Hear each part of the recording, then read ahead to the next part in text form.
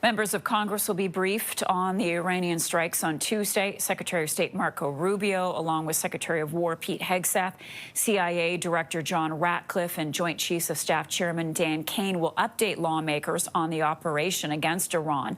The Senate will get a separate briefing than the House. With me now is Bill Roggio, Senior Fellow at the Foundation for the Defence of Democracies. Hello, thanks so much for being back with us. Thanks for having me on. It's a pleasure. So the attacks and counterattacks continue in the Middle East. What is your sense of how close we are to seeing this complete, this wrap up? I don't think this is going to wrap up anytime soon. The administration, it's very difficult to tell what the Trump administration is looking for here. You had President Trump today say that perhaps that the Iranian regime is reaching out to them to conduct talks. Mm-hmm. You certainly hope that, that he's not going to end these strikes prematurely. What's the ultimate goal here? Is it to get Iran to stop its nuclear program? Is it to end the Iranian regime? If it's the former, the Iranians probably could negotiate some type of deal with President Trump. It seems to be both. Sorry to interrupt you, but It seems to be both. Yeah, it does, right? But we haven't had a clear definition. If it's the overthrow of the regime, I don't think this is something that could be done via air. This is something that is very difficult to do. We look at the history of President Trump's actions. He likes one-offs. He likes quick missions.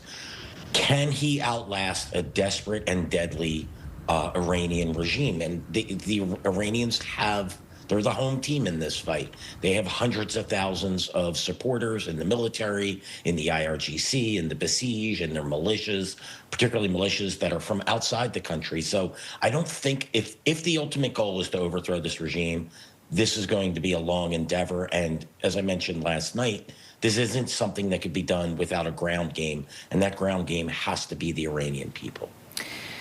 Has to be the Iranian people. Do you think that there is an opportunity here for a diplomatic solution to pick up where the talks left off? It seems like weeks ago, but it was just a few days ago.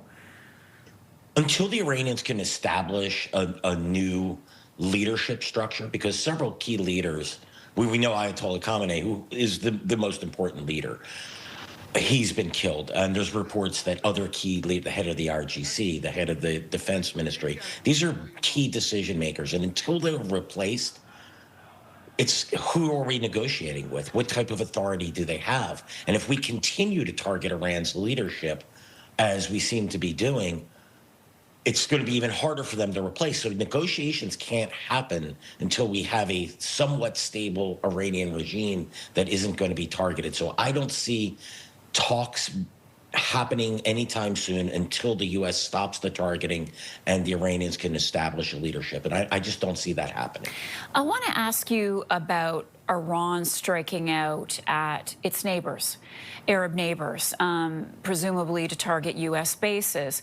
Does Iran risk then making an enemy out of neighboring countries? And what does that then create a wider war? So it's already a wider war. It's a wider war that the Iranians created by launching attacks on these countries. This is nothing new. It's done this in the past. It's targeted the Saudis. It's targeted the UAE in the past. It's targeted U.S. bases. It's targeted Saudi infrastructure in the past. So this is something we expect from the Iranians. The interesting thing here is that countries like Saudi Arabia and the UAE and Kuwait, they were cautioning the U.S. to not do this. They seem to be willing to accept a status quo with the Iranians, worried about an escalation of the fight and worried about U.S. staying power in the Middle East. By attacking these countries, the Iranians are actually mobilizing these countries against them. And now, I don't think it matters militarily. The U.S. and the Israelis are going to handle the bulk of the fighting. But politically, diplomatically, the Saudis, the UAE, countries like that could put the brakes on the U.S. and encourage them. President Trump has a very open ear particularly to the Saudis. Yeah. If the Saudis are going to tell the administration to keep going, and that there's no repercussions even if they're getting hit.